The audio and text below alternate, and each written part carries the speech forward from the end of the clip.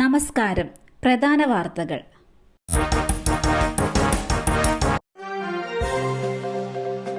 KSRTCയിൽ ശമ്പളം വിതരണം ചെയ്തു. 1.5 വർഷത്തിനു ശേഷം ഒറ്റ ഗഡുവായി ലഭിക്കുന്നത് ഇതാദ്യം.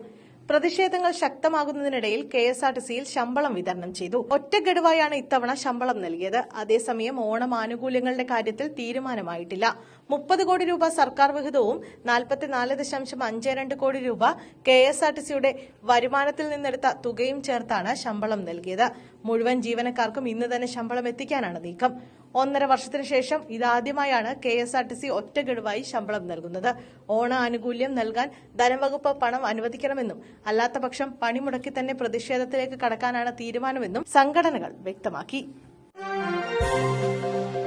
പഞ്ചറായ ലോറിയുടെ ടയർ മാറ്റുന്നതിനിടെ അമിത വേഗതയിലെത്തിയ കാർ ഇടിച്ച് യുവാവിന് ദാരുണാന്ത്യം. പഞ്ചറായ ലോറിയുടെ ടയർ മാറ്റാൻ ശ്രമിക്കുന്നതിനിടെ കാറിടിച്ച ലോറിയുടമയുടെ സഹോദരൻ മരിച്ചു.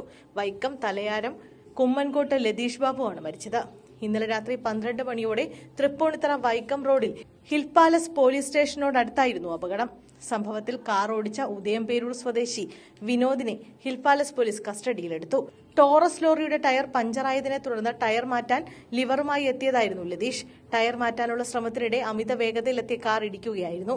സംഭവ സ്ഥലത്ത് വെച്ച് തന്നെ ലതീഷ് മരിച്ചു. അതേസമയം കാർ ഡ്രൈവർ മദ്യപിച്ചിരുന്നതായി പോലീസ് പറഞ്ഞു. ഈ മാസത്തെ ഏറ്റവും ഉയർന്ന നിരക്കിൽ സ്വർണ്ണവില. സംസ്ഥാനത്ത് സ്വർണ്ണവില ഈ മാസത്തെ ഏറ്റവും ഉയർന്ന നിരക്കിൽ. ഇന്ന് പവന് 960 രൂപ വർദ്ധിച്ച് 1 പവൻ സ്വർണത്തിന്റെ വില 54,600 രൂപയായി. ഗ്രാമിന് 120 രൂപയാണ് ഉയർന്നത്. 6,825 രൂപയാണ് 1 ഗ്രാം സ്വർണത്തിന്റെ വില. വെള്ളിയുടെ വിലയിൽ 3 രൂപയുടെ വർധനവാണ് രേഖപ്പെടുത്തിയത്. 1 ഗ്രാം വെള്ളിയുടെ ഇന്നത്തെ വില 93 രൂപയായി. മാസ് കാണിക്കാൻ നോക്കി, ഒടുവിൽ പണി പാലും വെള്ളത്തിൽ. ഓണാഘോഷത്തിനിടെ വാഹനങ്ങളിൽ അഭ്യാസ പ്രകടനം നടത്തിയ 3 വിദ്യാർത്ഥികൾക്കെതിരെ നടപടി. 3 വിദ്യാർത്ഥികളുടെ ലൈസൻസ് സസ്പെൻഡ് ചെയ്തു. കാഞ്ഞിരോട് നെഹ്റു ആർട്സ് കോളേജിൽ ഇന്നലെയാണ് സംഭവം. കാറിന് മുകളിലും വാതിലിലും ഇരുന്നായിരുന്നു യാത്ര. വഴിയാത്രക്കാരാണ് ഈ വീഡിയോ പകർത്തിയത്. കോളേജിന് പുറത്തായിരുന്നു വിദ്യാർത്ഥികളുടെ വാഹനങ്ങളിലെ ഓണാഘോഷം. വിദ്യാർത്ഥിനികൾ അടക്കമുള്ളവരാണ് കാറുകളുടെ ഡോറുകളിൽ കയറിയിരുന്ന് യാത്ര ചെയ്തത്. ഇന്നലെ വൈകുന്നേരം 5 മണിക്ക് ശേഷമാണ് സംഭവം. റോഡിൽ വലിയ രീതിയിൽ ഗതാഗത തടസ്സം സൃഷ്ടിച്ചായിരുന്നു അതിരുവിട്ട ഓണാഘോഷം. കാറുകൾ തിരിച്ചറിഞ്ഞതായും ഉടൻ തന്നെ തുടർ നടപടികൾ ഉണ്ടാവുമെന്നാണ് പോലീസ് വിശദമാക്കിയത്. അരവിന്ദ് കെജ്രിവാളിന് ജാമ്യം. അനന്തകാലം തടവിലിടുന്നത് ശരിയല്ലെന്ന് സുപ്രീം കോടതി. മദ്യനയ അഴിമതി കേസിൽ ദില്ലി മുഖ്യമന്ത്രി അരവിന്ദ് കെജ്രിവാളിന് ജാമ്യം.